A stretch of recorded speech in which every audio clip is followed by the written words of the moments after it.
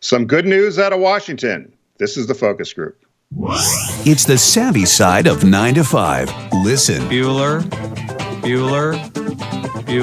Laugh. And learn. Negotiation. This is what you do in business. This is the focus group with Tim Bennett. Staunch. And John Nash. Keep your clothes looking neat and clean. We're all business. Except when we're not. Hello, everybody, and welcome to the focus group. Tim Bennett here, as always, with my good friend and co-host, Mr. John T. Nash. We thank you all for joining us here every Wednesday live at 1 p.m. East. Also, thanks to those of you that join our podcast, which is Tuesdays, every Tuesday morning, and that's called TFG Unbuttoned. Thanks to the boys in the booth, Garrett and Steve, for bringing us to you each week. And Mr. Nash, how are you? I'm doing good. I right before we came on air, I was telling the boys in the booth, Steve and Garrett, that when you have this camera thing and you're staring into it all the time, I can understand why people in Hollywood start getting kind of, squirrely about how they look and how they start suddenly visiting plastic surgeons, because you say, you know what, maybe my nose is crooked or my eye, So I think I have to not look at myself. That's what I'm going to do. But doing well. I was telling the guys now you're just deciding you're going to start looking at yourself after all these years? I know. I was telling the guys that this was Mother's Day in a way. Friday, Bob and I drove down to see my mom and her husband. We picked up dinner in Woodbury and then drove up and sat on her deck. We were all separated. There was a nice little breeze so that, particles were going somewhere else, and it was delightful to physically see my mom again. She was so happy to have us there. It was a relaxing time, and we stayed outside basically, and then we hopped in the car, and we had masks and stuff, but we didn't wear them all the time. And then yesterday we took Bob's mom out to lunch at an Italian restaurant in Jersey, and it was actually, the tension was picking her up at her apartment complex, where they asked you a million questions when you pulled in. Have you been here? Have you been there? Have you done this? Have you done that?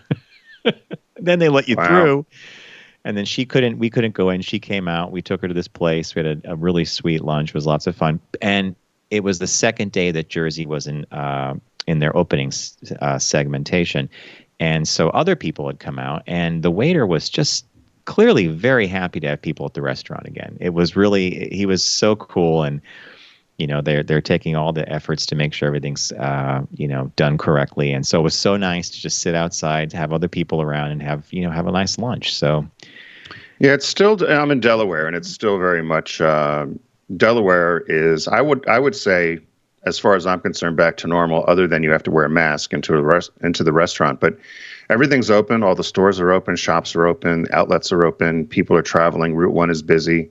Hotels are booking people. So it's beaches are crowded. So it's you bring it up almost a great feels point. like it's normal summer. Yeah, you bring up a great point about traffic. That was my barometer first figuring out where we're at in this. And when we were in New Jersey yesterday driving towards upstate, the amount of traffic, including truck traffic, was indistinguishable from what it had been possibly in February or March before all this happened. So I think everything's on the move, and I just actually watched Cuomo's press conference this morning, one of his last, actually, because now they're going to go back to running the state, as he's been doing, and the numbers look good, and so, off to a good week. June is looking like a good month, and you kicked us off with some news that these decisions come from the Supreme Court at interesting times, don't they? So usually like during Pride Month, and this was a one that we've been waiting for a while. Yeah, the Supreme Court, unless you've been under a rock, the Supreme Court has voted 6-3 in favor of non-discrimination to LGBTQ people. So essentially under the Civil Rights Act, that LGBTQ people are in fact covered under that for employment discrimination. And many said that, I was listening to some pundits, and many said they felt this was a much bigger decision than even marriage, because not everybody will get married, but of course everybody wants a job, right? That's a great analysis, actually, and I agree with that, because a lot of people don't know or didn't know that I think that you could be fired or let go from your job in upwards of 21 or 22 states. Maybe it's even high as 26. that had nothing on the books that would protect you based on your sexual orientation. Now, the thing that fascinated me most about this decision was it was written by Neil Gorsuch, which was the president's first appointee to the Supreme Court. And when the case was heard months ago, a number of legal analysts suspected that it would go this way based on his record of interpreting. He's a textualist, so he looks at the text of the law and sometimes, infers what that means. And I just have three quick things that I want to read about that. He says that Gorsuch wrote the majority opinion was viewed as a major coup by gay rights advocates. They hoped his professed devotion to textualism, an often literal approach to reading congressional enactments, would persuade him to embrace a view that LGBT discrimination is sex discrimination because it involves treating someone differently, at least in part due to gender. Gorsuch did just that, sounding unequivocal in his conclusion about the half-century-old workplace discrimination ban known as Title VII. And directly from his opinion, my favorite part, which they quoted frequently, an employer who fires an individual for being homosexual or transgender fires that person for traits or actions it would not have questioned in members of a different sex. Sex plays a necessary and undisguisable role in the decision, exactly what Title VII forbids. There you have it, right? Yeah, no, it was a huge event. I would say I was a tad I was surprised and also I guess a tad emotional that I didn't expect myself to be because as many people know, as being identified as others for so long and just growing up with the fact that I'm just not going to be treated as every other American, I thought this was just a huge deal. And thank you to the Supreme Court. Yeah, thank you. And what a surprise. What a surprise. Naturally, criticism to the decision fell along obvious fault lines. We're not even going to discuss that here. I did also want to... Go ahead. No, go on. I just saw you take a breath. I was going to say that to not belabor that, a lot of people have talked about this decision. It's amazing. It's going to have an effect on huge numbers of things the administration has been attempting to do over the past 3 years. Another little thing caught my eye, though, around the same time, and it was this strange little article I read about dentists. And I know it sounds like it doesn't really relate. Where's this going? So economists, people who study the economy, look at the dental profession, specifically dentists and dentist office, as a way of gauging the health of the economy, which I think is so interesting. And it says here, dentist offices tend to be stable businesses that stick around for decades, unlike restaurants that open and close frequently. Dentists earn a healthy salary, median income $159,000 a year, and offer services with no clear substitute. If you need your teeth cleaned or a cavity filled, the dentist is the only option. This makes them, in the eyes of some economists, the perfect barometer for gauging the country's recovery. If you look at your typical dentist office, nothing went wrong with their business model. It just happened that the event came along, back in March. So what they're looking at now is how many dental offices are bringing back their technicians and how many patients are returning to the office. And they're going to use that as a gauge for how well the economy is doing. I just thought that was amusing. Dentists. Who thought? I thought you were correlating that with the Supreme Court decision. This was just an offshoot, caught my eye. Anything else you want to catch us up on today? That's a non sequitur. No, I'll leave it at that. And I think we have Billy joining us from New York. Hey, Billy, welcome to the program today. Good afternoon. Are you guys pleased with the decision? Obviously, I bet you are from the Supreme Court. And were you surprised? I've been fired for being gay at the great Johnson Controls. So this is really, really good because private companies for a long time can just say, oh, you do a great job, but you don't fit the norm. We have to let you go. Were you guys surprised by the decision? Like, it came out of nowhere. Tim and I were on a phone call, and Tim said, hey, breaking news. And we both hopped off and checked our variety of sources, and it just seemed like what a hot mess our country is right now, yeah, this was really surprising. Well said. Right, and the fact that the decision was written also, or the opinion was written by the appointee from Trump was also icing on the cake. Well, Mike Pence is he's the purveyor of closetness. Well, yeah, I saw a bunch of memes. People said now Lindsey Graham and Mike Pence can't be fired for being gay. There you go. I saw that at a bunch of places. Well, I just want to check in, boys. I got an appointment to get to myself. Not my teeth, but I'll catch you on the fly. All right, Thanks. Billy. Thanks for checking in. Not my teeth. Indeed. Hey, we want to thank Magic Spoon. This episode of the Focus Group is brought to you in part by Magic Spoon. It's a new cereal company that's discovered a way to recreate your favorite childhood cereals with 0 sugar, 12 grams of protein, and only 3 net grams of carbs in each serving. So let me repeat that. There's 0 sugar, 12 grams of protein, and only 3 net grams of carbs. And they offer 4 different flavors. They've got cocoa, fruity, frosted, and blueberry. They're keto-friendly, gluten-free, grain-free, soy-free, low-carb, and GMO-free. It sounds too good to be true. It tastes delicious. John, I know you're a huge fan. I'm on my 3rd multi-pack order, and I noticed in the picture you pulled to talk about Magic Spoon that there's a cinnamon flavor. Yes, but there is a cinnamon flavor, but I have not tried that one yet. It was in limited supply. I'm going to need to try that. Order. All right, so cereal has been one of the things that a constant in my life growing up, and I loved it as a kid. I mean, Tim and I laugh about cereal all the time because we grew up with this stuff. And then it went away because when you start eating healthy, a lot of cereal is just not, it's just loaded with sugar. So as Tim said earlier, 0 grams of sugar, 12 grams of protein, only 3 net grams of carbs in each serving. This is a new go-to thing for me. It's my maybe 10 o'clock at night, 9:30, 10 snack. And by the way, I should point out, for me at least, I do measure it. So I do pour it into, like, if it says a serving's a cup or whatever, that's my serving. So I know I'm getting 12 grams. Poor Bob. Poor Bob. There's no fun at that house at all, is there? And then the other thing we do with it, and this is where I don't even pay attention, is I eat it dry as well. It's a snack food. And I love the taste of each of the flavors. I was really, really pleasantly surprised and super happy to recommend it to anybody. And as I said, I'm on my 3rd multi-pack order, and I rotate them. Like, I'll open one, then I'll open the other.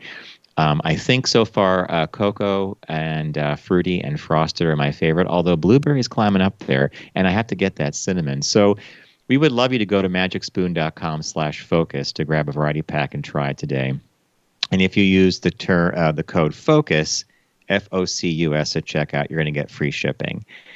So again, I would go to magicspoon.com/focus, use the code FOCUS for free shipping, and discover what we have rediscovered about what we used to love about Saturday mornings, because that's actually when we were allowed to have a lot of cereal, was Saturday mornings. Were you the same way in your household? We ate it every day. We ate it pretty much every day, unless weekends my mom would make eggs or maybe pancakes or something, but cereal was the go-to to get us out on the bus off to school. And I've now discovered too, which is bad, I put the cocoa on some vanilla ice cream, which is delicious as a little treat. Tim, you always go above and beyond. You are so clever. Thank you for this idea. Thank you. So magicspoon.com/focus. Use the code FOCUS. Get 10%. Get free shipping. Get free shipping. All righty. Cool. So, Mr. Nash, what caught your eye this week besides the dentist? Your eye. Here's what Tim and John found. Yeah, no, the dentist as a barometer of the economy. Many of you who listen to our show are also fans of DNR, and Romaine has a often hilarious Facebook feed. And the other day, a post of hers popped up in mine, and I couldn't stop laughing. And the post had a picture that we're showing you, and it had the following. It said, "Had to go to the pharmacy to pick up my meds and came across this. WTF, a toy companion cat for old people. How is this a real thing? By the way, it was $106. So woo! I did some research, and yes, indeed, there is this thing called it's called Hasbro Joy for All, and it's a robot pet. And the Joy for All companion pet cats there's a dog too. They look and feel and sound like real cats, but there's so much more than soft fur and soothing purrs and pleasant meows. These cats respond to petting, hugging, and motion. I just so I don't even know if I put the URL on there, but if you go to joyforall.com, there is this video of the cat and the dog doing things like, so they distribute them to people in senior living facilities and stuff like that. And the cat blinks its eyes, it meows, it lifts its paw up too now, and then the paw goes up and then down. So this toy caught my eye, and of course it needs four batteries, 4C size batteries. Could you imagine the cat running down? Ooh, my cat's dead. Get a new battery for that kitty. My pussy, stop purring. I don't know. It's just, I guess it makes noise and meows and purrs and does all purrs. that. The more you pet it, then it starts to purr. And and there's there's 3 styles of cats. There's a tabby, a black cat, and a gray one. And then there's this puppy. And the puppy, they show this old guy holding the puppy, and he says, "That smile is irresistible." The dog opens its mouth and closes it, and then they show this kid. Here we go. They have the video. Wouldn't it be nice to bring joy, happiness, and comfort to your aging loved ones? Oh, aging loved one. Good girl. With lifelike fur, authentic sounds, and realistic reactions that fill their hearts with love and laughter. This is the kind of a dog to have. I have a surprise. It's a cat. Oh, it's really something. It makes you feel happy. Joy for all companion pets make joy, comfort, and companionship happen. They make you feel that you're not alone. She makes you feel soothed. The purring is very comforting. He's got a smile that anybody would love. Give the gift of joy and comfort with Joy for all companion pets. I'm not Thank so you, sure gentlemen. I'm not so sure some of those people knew those were fake pets. Oh, here's your cat. Okay. Quite possible. Quite possible. I just, this is one of those things, if it can be invented, it will be invented. If it's, I don't know, I think a real animal would be nice. I think they bring those into facilities like that all the time to meet with the old folks. But there you go. Hey, you don't have to clean it. You don't have to walk it. No vet bills. Just some battery charges. That's about it. I'm gonna look for one of those. I'm gonna get you one for Christmas. Get me the tabby. Want a cat? I think the tabby cat. Yeah. Tabby. Okay. I might try. Hey, I might try a dog. Why not? Right? We'll get both. His cute little bandana on. The little puppy with the bandana. Yeah. Wow. Well, that's very good. My story, I guess, or what caught my eye was something that I actually fell for, but I didn't fall for it far enough. But I fell for it because it was such an incredibly well done scam. So on Facebook and on Instagram, there's a page that's offering LL Bean clothing, and particularly the popular LL Bean boots, for $20. And they made it sound like in the advertisement that because of the event, there was oversupply of these things and they needed to get rid of them. And the prices were $26, $20 for the famous LL Bean hunting shoe. And you and I, John, having been up to the factory and watched them get made, to me, it was impossible to think that there would be this glut of them. But I thought, well, maybe so. So I thought I'm going to do some early holiday shopping. So I started going through, and as I got to the 4th or 5th item, and it said if you spend over $70, you get free shipping. Something just made it click in my head and said, this is just way too good to be true. They had all my sizes. They had everything that I wanted. And so then I started poking around the internet and found out, in fact, it is a scam that's being run by a computer company in Singapore. And after you put your computer information and all your information it just goes blank. They have all your financial information. You don't get any boots or any shoes, and you're out of luck. And people have contacted LL Bean. LL Bean is obviously upset. They're using LL Bean real images, real pictures, real photography from their catalogs. They have 2 different websites, llbeanonlinestore.shop and llbeanstore.club. And if you go to the websites, again, it looks like it's LL Bean. They're using the actual catalog photography, actual product photography. And so thankfully, I went and started poking around and seeing that this was a scam, and everybody said not to do it. And they said if it was too good to be true, of course, it's the old adage that it is. What I think is shameful is that Facebook and Instagram are allowing this to occur. And despite the fact that I guess the federal government's now involved, as well as LL Bean, to say, please take down these sites, they haven't done it yet. And I'm sure a lot of people have fallen for this. So beware. I don't when know you if the told me guys, about this, I don't know if the guys could pull up the site. If you can go to that site there, maybe that you could see, and you could see how perfectly it is, and what they've done with it, and the pricing. I mean, it's unbelievable, the prices. And then, so it was too good to be true. So is that what eventually tipped you off? Was this as your cart filled up and you're like, I'm getting all this stuff for like $75 or something like that, and you're like, okay, this is a problem. Well, everybody was going to get boots. I mean, these boots are usually $120, $100. So at $20, I thought, I'm buying everybody boots. Even if I just saw you on the street, I give you a pair of boots. If you're watching on the video, there's the screen. And so after I started loading them all up and thought, this is really weird, they have my size and everything. It wasn't like there was only 2 or 3 sizes if it was really a wholesale blowout. And then I got suspicious, and that's when I poked around. But no matter what I looked for, they had every size. I looked at the moccasins, which are close to $100. They had those for, I think, $23. And, they made it this advertisement on Facebook and Instagram and other social media is essentially that, we have to get rid of this stuff because of the event, and we're just trying to blow things out, winter product, and buy it now. And I just look at these actual pictures from the catalog. And I was as Steve is scrolling through this.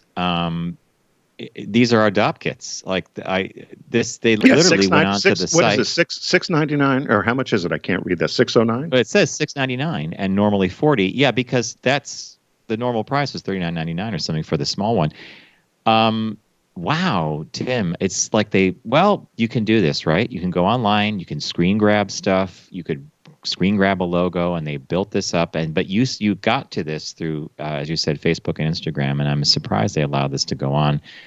And I'm sure Bean has complained to the platforms, right? The two media platforms. No, exactly. And I've been bombarded with the messaging in all of my social media feeds, and so that's why after 2 or 3 weeks of me being bombarded with this, I thought, well, it must be legit. So that's why yesterday I went on and thought, I'm going to buy some Christmas gifts.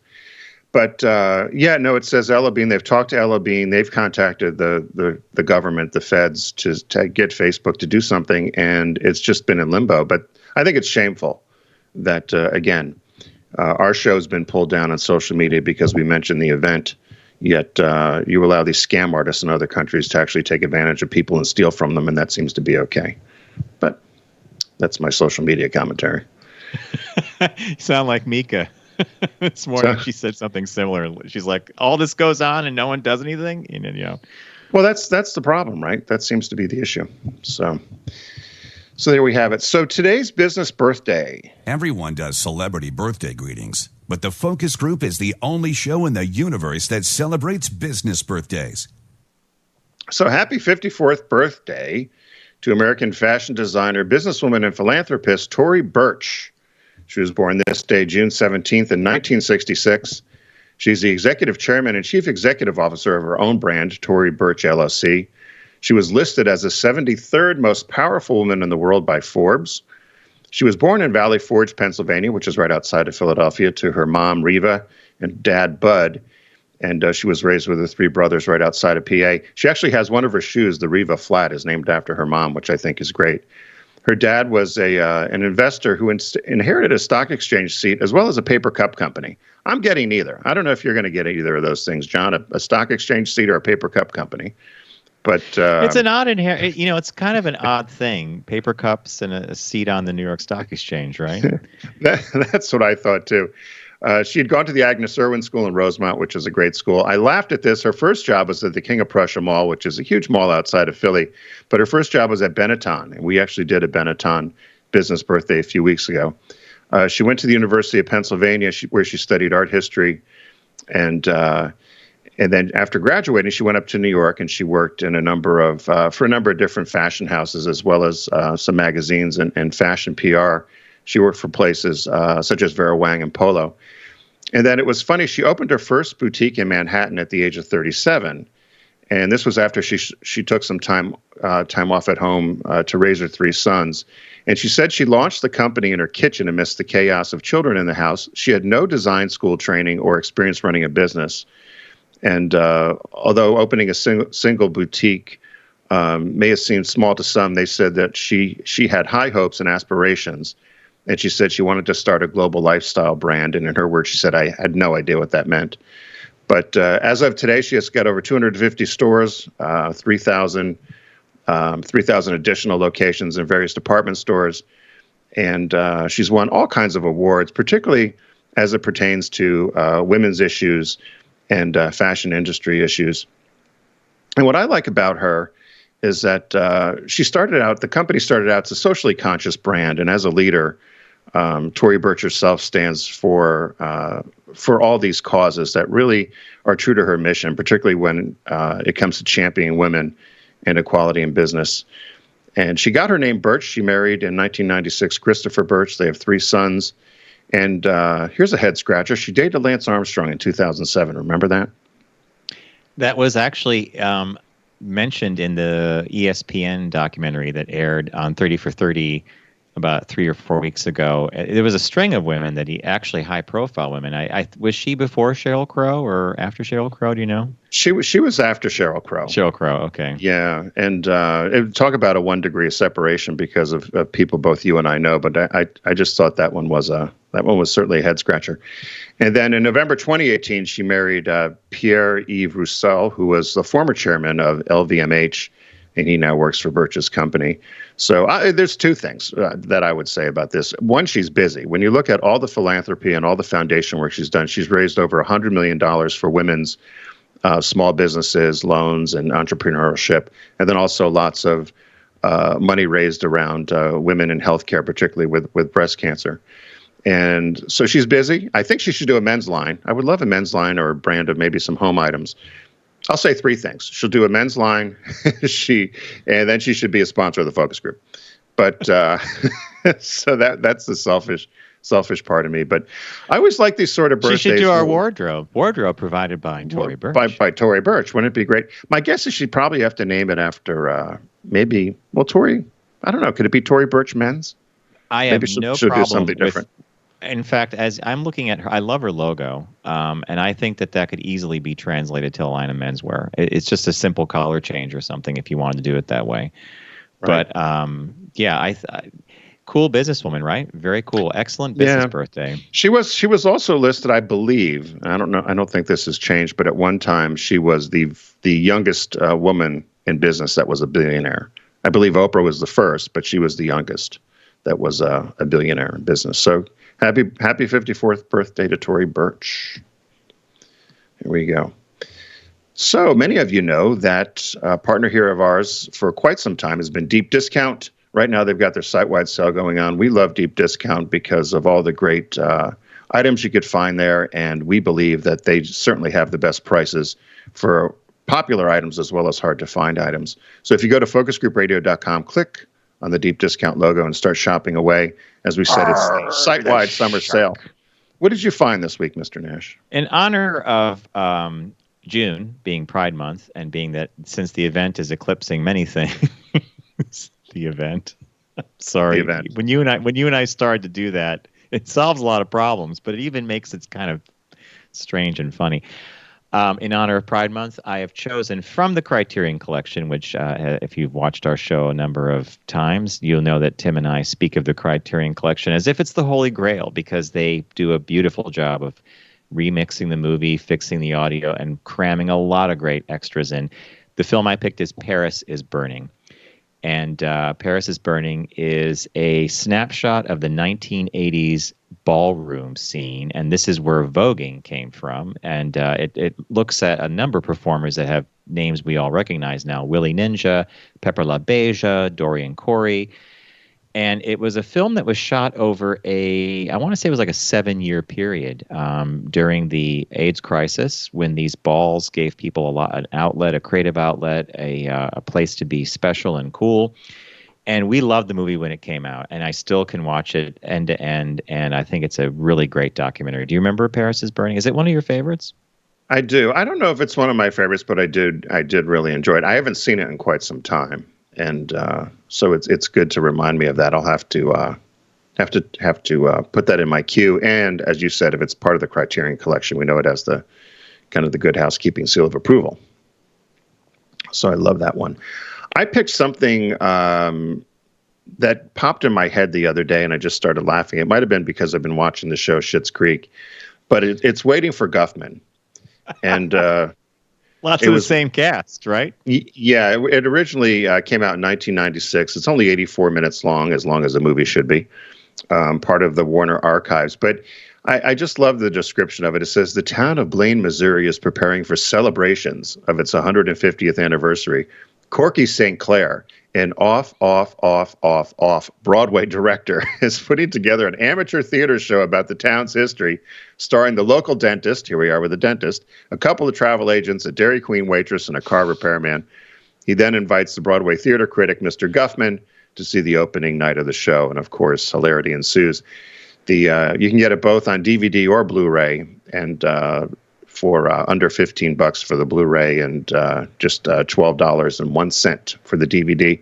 I like this sort of humor. Some people don't like this humor. I like it for kind of the tongue-in-cheek and the irony of it. And you really have to pay attention to the dialogue and just see the characters. And there was a number of these different films that were done by Christopher Guest and the cast, as you mentioned, that I just think are hilarious.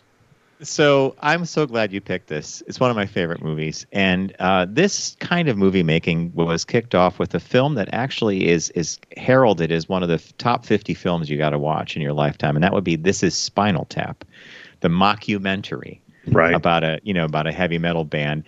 And we really loved Waiting for Guffman because, again, the characters are completely accessible and wacky. And Corky St. Clair as the... he goes to the town. They give him the town made stools. Remember the song? Stools, stools, stools, stools. And he asked for like a multi-million-dollar budget. And they're like, well, we're going to give you like $500. He goes, asshole people. And Parker Posey, who I love, plays the lead actress in this centennial thing they put together, and they found her in the movie. She's from the Dairy Queen, and they're interviewing her in the movie. She's like, well, you got your blizzard, you got your snow cones.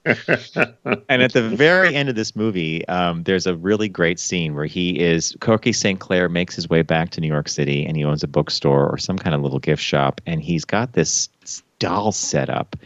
And off camera, you hear someone say, what is this? He goes, oh, it's the My Dinner with Andre action figures.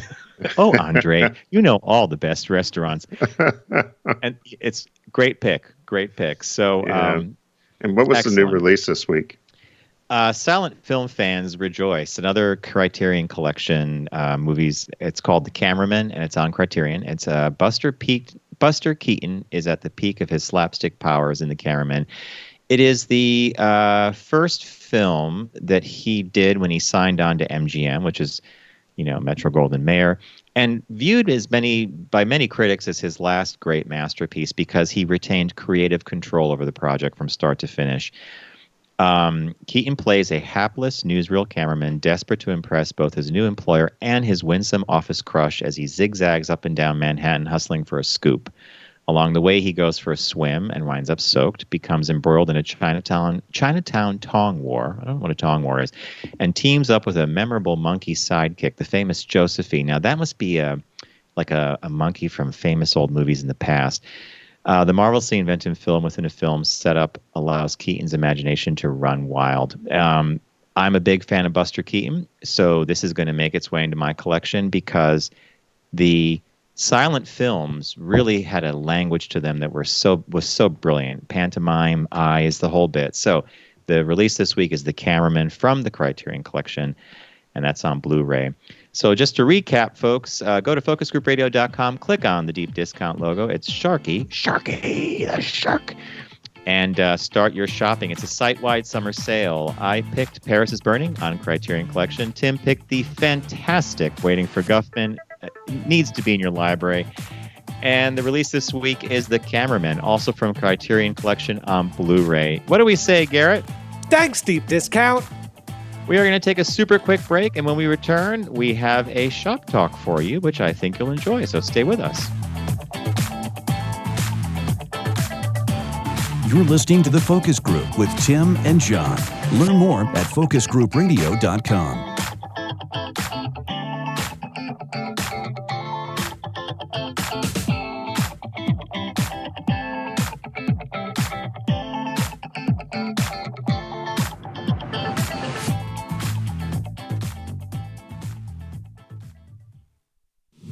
Focus on the savvy side of 9 to 5 with the Focus Group. Try, really try. Listen, laugh, and learn with Tim and John. I never try anything. I just do it. Hey, welcome back to the Focus Group. Tim Bennett here, as always, with my good friend and co-host, Mr. John T. Nash. Be sure to go to focusgroupradio.com to learn all about us and find all of our free programming, both audio and video. It's over there at focusgroupradio.com, and so is our social media branded as Focus Group Radio. We haven't said hello to the boys in the booth yet. Garrett and Steve, how are you guys doing? We haven't seen your long dreads. Doing fine. You're doing fine? I need a haircut. Well, yeah. That's what I'm figuring, too. I'm wondering when I can get one, because even trying to get a haircut is a little difficult right now, I think. But you can in Delaware, right? You have to. There's all kinds of rules about. I actually got a pedicure, if you can believe it, which was hilarious. But I could believe it. They're touching your feet, and I can't even get my head touched. Listen, put a mask on my face. Your toes are 6 feet away from your mouth usually. Yeah, but they're gross. They had a whole screen set up. They had done this whole contraption. Essentially, there was zero contact, and of course they wore gloves anyway. But I was able to do that, and they said anything else, and I said yes if I could have a haircut, and they laughed. But they're only allowing 2 people in an hour to any of these salons, which still there's no way you could survive if that stays going. So, but or I'm just going to let my hair grow long. I thought maybe not getting a cut until December. Well, Bob's mom has an appointment on the calendar for I think next week or something, and it's the fixation point. I'm going to get my hair done. I cut mine last night, but then again, I'm going bald, so I've got it easy. I got the clippers, and I know what to do, but I like it, and I see why you all miss getting your haircut, because it's one of those things. It's just a nice thing, right? You look in the mirror. Well, you've cut your hair you've cut your hair for quite a while by yourself, haven't you? Yes, for about 7 years now, maybe 7 or 8. And I remember when I went to a crew cut, and I saw my old hair cutter, Tommy, from this barbershop down in Chelsea, Irish guy. And he's, "Oh, John, it's so good to see you. And I see you've given up the ghost." And I'm like, what are you talking about? He goes, "You gave up the ghost. You're doing your own hair now, I bet. Looks great." And I said to him, he goes, "Well, we all, because we used to cut my hair." He said, you would come in and they'd wash whatever the hair was and cut it. But the ghost was getting my hair cut at a salon. I could have done it myself, right? So you gave up the ghost. And you went to cut yourself. Did you cut Bob's hair, or did he cut it himself, or is he growing long? I gave him a event cut, as I'll call it, several weeks ago, and I kind of followed a video, and then I kind of didn't. And he ended up with a crew. So I kind of followed a video and kind of didn't. I couldn't figure out the feathering and this whole thing with like the top, and so it just got a crew cut. And for a while, he truly did look like Dustin Hoffman in the movie Rain Man, which people used to mistake him for in the city years ago. And I remember that we did a family Zoom call the day I gave him the cut, and everybody on this call was, "What happened to your hair?" I felt terrible, but I thought, well, it's clean and neat. So now he's telling people it's growing back, and he wants to wait to officially get it cut by a barber. I think you should let it go long too. Would he ever let it grow out, or he's a short hair guy? It doesn't. I think that it depends on the person, and I think with him, going long, quote unquote, I think means still having a stylist help control that process. Right. If that makes sense. So I get it. Well, good for him. So, hey, today's shop talk in honor of June Pride says how lavender became a symbol of the LGBTQ resistance. This was a bit of a wonky article. I actually liked it. I'm glad you pulled it. Did you? It talks about how lavender, and this happens with other colors or other symbols within history, how they become associated with either certain movements or certain things. And this particularly revolves around lavender, or I would say purple, and how it got to be a color associated with the LGBTQ movement. They said they think in Western culture it started life as a color desire thanks to the lyric genius of 7th century poet Sappho, whose papyrus fragments told of her erotic predictions for younger women with violet tiaras. You almost need a... Do you understand that, John? Yeah, I do. I read that passage and I laughed. No, Tim picked this, and it's a good article because it actually goes from the 1800s. Well, earlier, obviously, Greek times, but mostly it went from like the 1800s forward, the 19th century. So there was a point in time where the color became very associated with aesthetes. I love that. People who are obsessed with aesthetics, and as such, it was viewed as effeminate. Not least of which is because one of its prominent users was Oscar Wilde, who frequently wrote about and reminisced the purple hours spent with. I love this. Purple hours spent with rent boys, and provoked a moral scandal with the homoerotic themes in The Picture of Dorian Gray. I did not Dorian Gray is an interesting book because there are those things in there. But then you move ahead into the 20th century and you look at the 1930s, and this was the part that I was most fascinated by. I was not aware that people used to say things like, oh, they have a dash of lavender or a streak of lavender. Don't you have examples of this from other linguistic things? Like you used to say that there was a phrase that people used to use, light in the loafers, stuff like that. Or he's got a touch of mint. Yeah. Or he's got a little gas in his tank, or something to that effect. But I laughed at this one too. I didn't realize there was lots of rumor always about Abraham Lincoln and some of his close friendships he had with males. But they had said that, and here too they talk about Lincoln's early friendships as containing a streak of lavender and spots soft as May violets. I think we talked differently then. I don't know if we would ever say that now, would we? Yeah, it's true. The one thing that shocked me was this Eisenhower thing. Did you know about this? No, and all right, I should take that back. I did, but I did not associate it with President Eisenhower. So this was a revelation to me. So why don't you tell us about that? So it says during the McCarthy era, there was state-sanctioned discrimination when President Eisenhower signed an executive order. They gave the number 10450, which became part of a national witch hunt to purge homosexual men and women from the federal government. It was dubbed the Lavender Scare by historian David Johnson. And it led to around 5,000 federal agency employees losing their jobs based upon their sexuality. So it's funny that we're talking about this, plus what happened with not funny, but what happened with the Supreme Court this week. But I had no idea that was tagged to Eisenhower. I was kind of shocked because Eisenhower is one of those presidents you don't really hear too much about. And we were born just after he was president, right? So there was never a lot of discussion around Eisenhower. At least there never seems to be, unless I could be wrong, that I've heard of. I had an erroneous assumption about him, and it's based on the fact that he was a general, not only a general, but like leader of the command, the Allied forces, the whole bit. And I always think of the military as the most advanced organization in terms of inclusion and diversity. Certainly, we've seen this, over the last couple of decades. But of course, Eisenhower precedes a lot of the civil rights movement and a lot of different things that changed the military moving forward. So once I put this all together in my head quickly in the timeline, I realized that, well, okay, maybe it's not so surprising that he signed this because he wasn't as, my assumption was, oh, he comes from this really cool military. They're so advanced and integrated. Not really, because his time period was a little different. And now go ahead. No, and a lot of that still held on into the 80s. I even know when I interviewed for a job with the government that they would harp on that question, particularly for security clearance, as to sexuality or gender and so forth. And I just remember being very uncomfortable about the whole thing, and then them saying, if you've ever experimented or anything to the effect of if you lie to us about anything, you're going to get caught, and then you're going to be in bigger trouble. And I know a lot of that has changed, supposedly. We hear about it.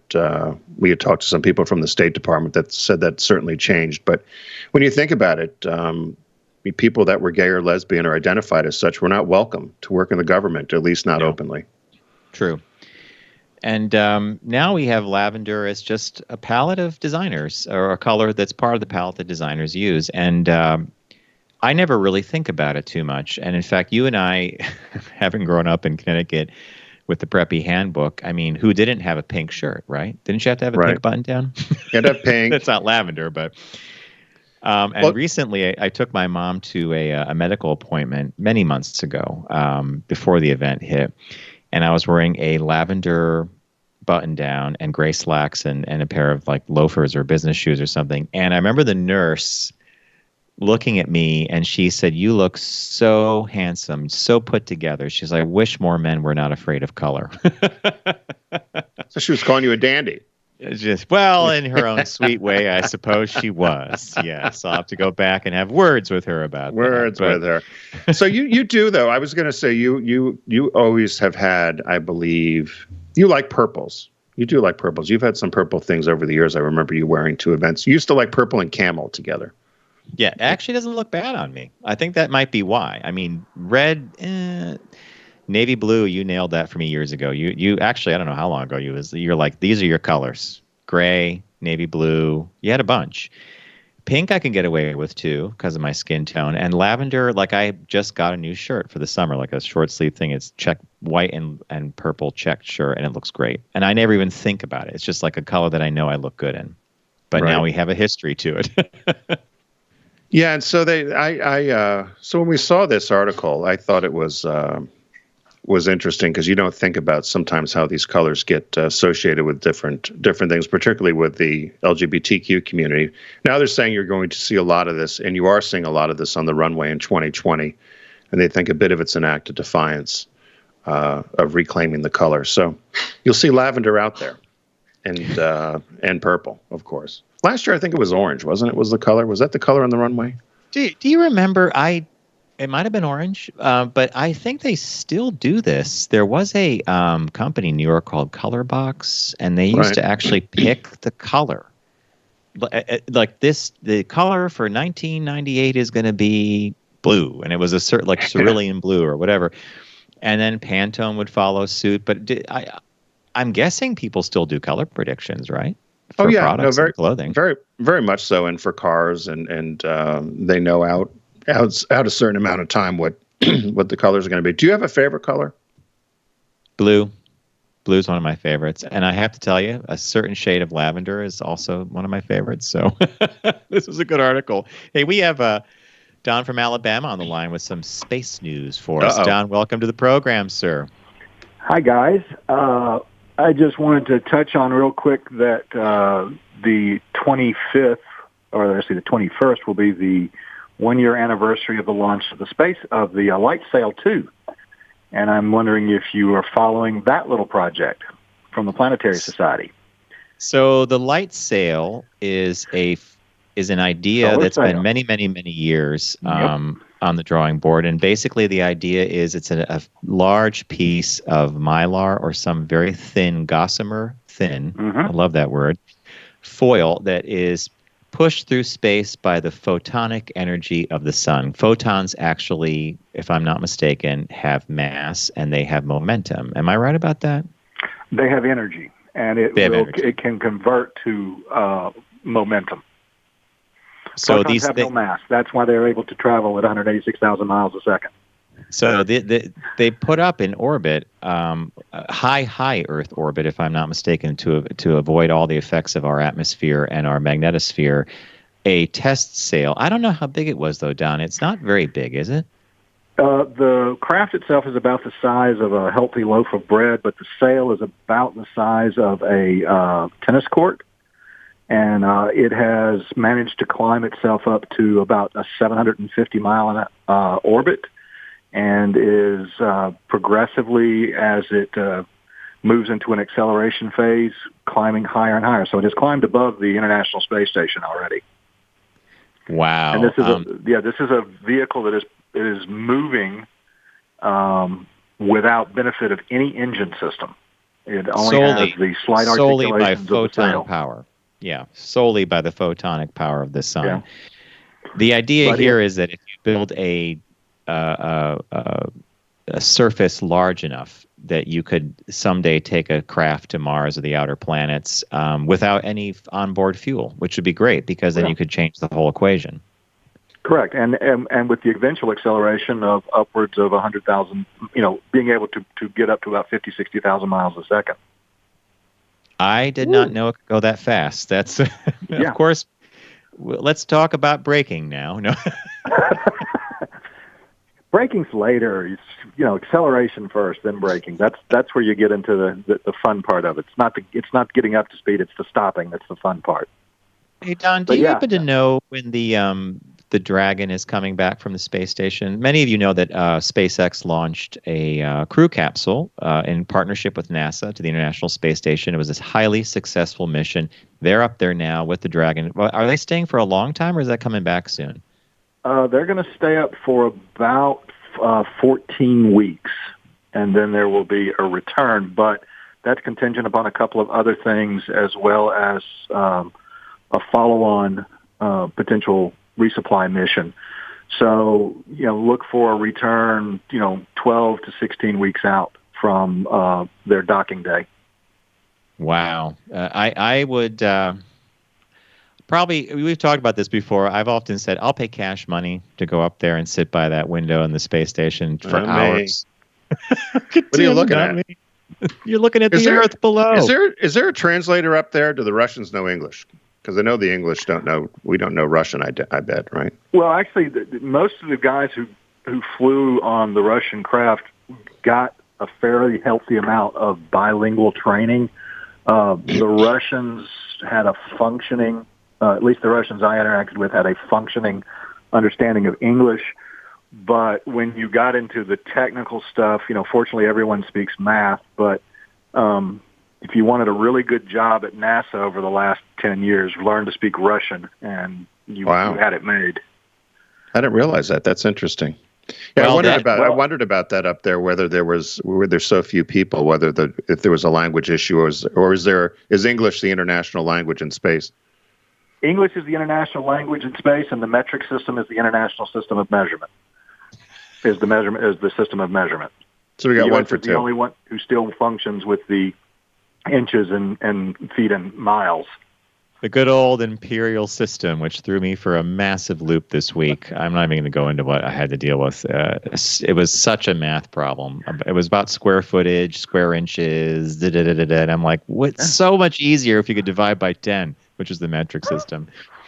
Well, once we slammed a $3.5 billion spacecraft into Mars because we didn't convert from yards to meters correctly, we figured out we should stop doing that. All right, Don. Thank you for calling in, my friend. Thanks. Have a really great week. Bye. It's time to convert to a new measurement system. Well, that Anything reminds else me, you want to go over, Mr. Bennett? Well, no, just on that point about measurement. One time at the Detroit Motor Show, they decided they were going to bring all these displays in from Europe. And, of course, they were done. The measurements were all different.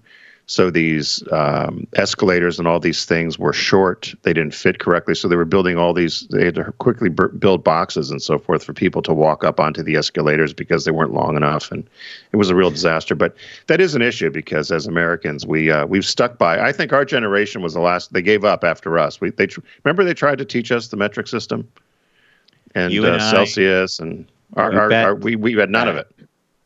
I still grapple with 0 degrees Fahrenheit versus what that is in Celsius or Kelvin. And what is the United Kingdom is still on the imperial system, right? Yes. Yeah. So it's the only two. Yeah. But it fits 32. 32 is 0. No. Because if you watch their weather, even Canada with their weather.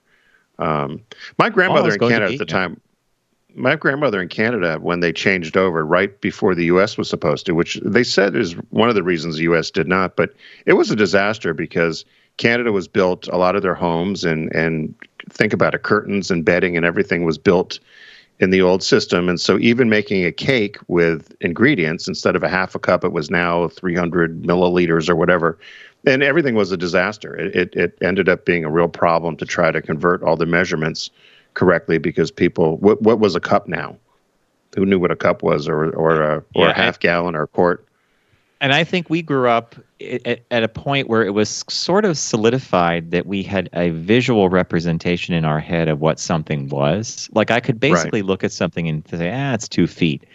That's like this connection you make that if you had to change that, that's 22 centimeters, something like that, right? Or your curtains, right? If you're hanging curtains in your house and you do the ceiling's about 9 feet tall or whatever. And so, it's, I don't think we'll ever change back. I guess. I don't know. The way the world is now, that's probably the least of our worries, right? Least of, indeed, the metric versus the imperial system. All right, we're going to hold it and wrap it up there. We want to thank everybody for joining us this week. Check out Unbuttoned, our Tuesday podcast, and you can find that at focusgroupradio.com, along with all the information about me and Tim and our shows. We want to thank Deep Discount for being a partner of ours here on the Focus Group. This week, the new release is The Cameraman by Buster Keaton. I picked a movie called Paris is Burning, and Tim picked Waiting for Guffin because Deep Discount's got a site-wide summer sale going on, and the prices are fantastic. Go to focusgroupradio.com, click on the Deep Discount logo, start your shopping, and again, check out Magic Spoon cereal, and use Focus to get free shipping. I think you're going to fall in love with it. It's a treat for adults that actually gives you protein. So, hey, not so bad. Everybody, don't text and drive, arrive alive, and have a very good week.